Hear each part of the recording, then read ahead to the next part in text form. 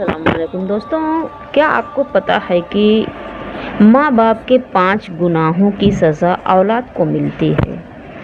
चलिए दोस्तों, आज मैं आपको बताती हूँ कि माँ बाप के वो 5 गुनाह कौन से हैं जिसकी सज़ा औलाद को मिलती है। दोस्तों, बने रहें आखिर तक आप इस वीडियो में। और अगर आपने मेरे चैनल को सब्सक्राइब नहीं किया तो आप मेरे चैनल को सब्सक्राइब करके मेरी वीडियोस को लाइक शेयर एंड कमेंट्स करें।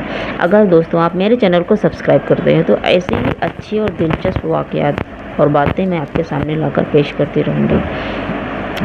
चलिए दोस्तों, शुरू करते हैं कि माँ बाप के वो 5 गुनाह कौन से हैं जिसकी सज़ा औलाद को मिलती है। पहला है हराम कमाई, नाजायज़ रिज़्क खिलाने से औलाद के दिल सख्त हो जाते हैं। यानी कि आप हराम कमाई और नाजायज़ रिज़्क अगर अपनी औलाद को खिलाते हैं दोस्तों तो बाज आ जाएं। इसकी वजह से आपके बच्चों का दिल सख्त हो जाएगा, वो लोग भी आपकी इज़्ज़त नहीं करेंगे।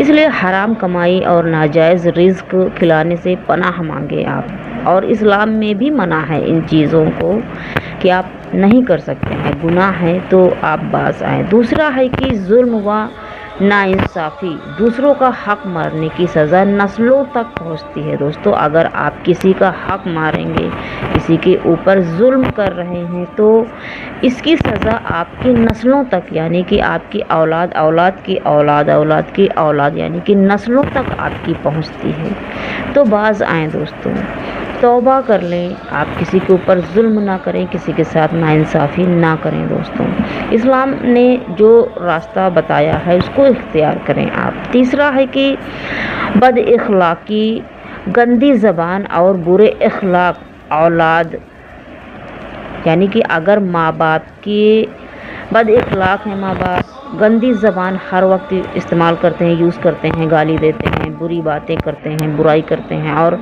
इखलाक यानी कि उनका नेचर बहुत ही रूड है, अच्छा नहीं है, तो इससे भी औलाद बिगड़ जाती हैं।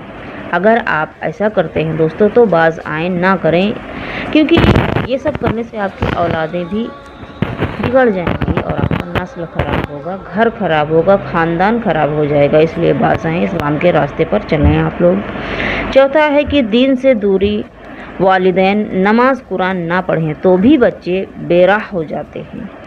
अगर आप माँ बाप हैं और आप कुरान और नमाज की तिलावत नहीं करते हैं तो भी आपके बच्चे बेराह हो जाएंगे दोस्तों। और नमाज कुरान ना पढ़ने से भी आपको कोई फ़ायदा नहीं है, सिर्फ नुकसान ही नुकसान है।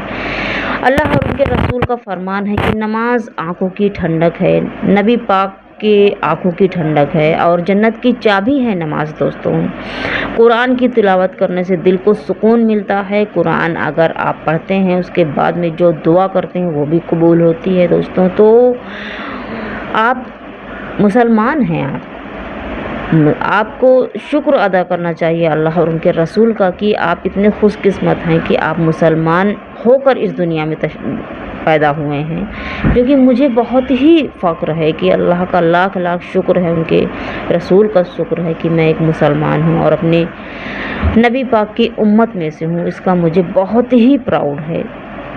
दोस्तों, आप भी जो है अपने दीन के रास्ते पर चलें, दीन से दूरी ना बनाएं, नमाज कुरान कायम कर लें।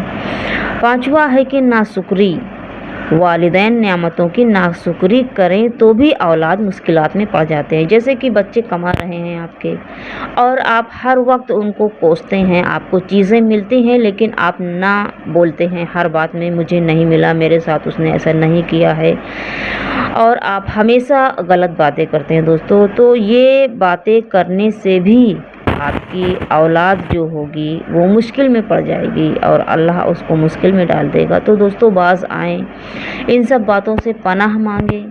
और अगर आप अपना घर और संसार अगर अच्छा चाहते हैं तो अल्लाह और उनके रसूल के बताए हुए रास्ते को इख्तियार करें और इन बातों से बाज आएँ। मेरा यही कहना है आपसे, और बाकी बुरा लगा हो तो आई एम सॉरी। एंड मिलते हैं नेक्स्ट वीडियो में। अल्लाह हाफिज़। सब्सक्राइब करें दोस्तों।